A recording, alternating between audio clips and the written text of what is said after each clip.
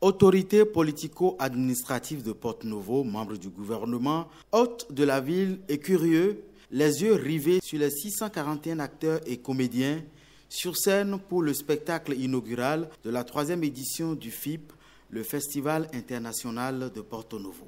Une conception et une réalisation du célèbre metteur en scène natif de la ville de Porto-Novo, Dean Alubin, baptisé Renaissance. Un spectacle de 2 heures chrono qui retrace toute l'histoire de Porto-Novo des origines à nos jours. Un spectacle retenu par les organisateurs du festival pour replonger l'assistance dans l'art de vivre porto-novien, une affirmation de soi pour révéler Porto-Novo au monde en l'espace d'une semaine, la durée du festival. Participer au FIP, c'est donc vivre l'épiphanie. Fête créée par le Père au Pierre pour célébrer les trois groupes socio-culturels de Porto-Novo, Yoruba, Goum et Agouda. Participer au FIP 2019, c'est réfléchir sur les enjeux de nos systèmes divinatoires millénaires dans un contexte de mondialisation, de perte de repères et de doutes.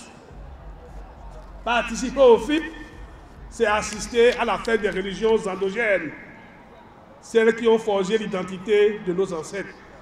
Malgré des moyens limités, l'organisation du FIP a voulu voir grand avec au menu des concerts de différents genres musicaux tous les jours, un colloque scientifique pour réfléchir sur le développement de Porto-Novo, la capitale du Bénin, et pour clôturer le festival en beauté, un carnaval de divinités masquées dans les rues de la ville au dernier jour de l'événement.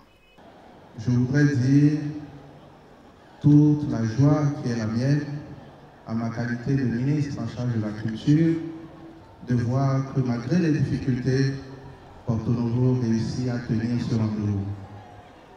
Porto-Novo ne se gâtera jamais. Merci également au président Adrien Moureji, président de l'Assemblée nationale, pour son soutien à la bonne tenue de ce festival et de toutes les éditions à venir.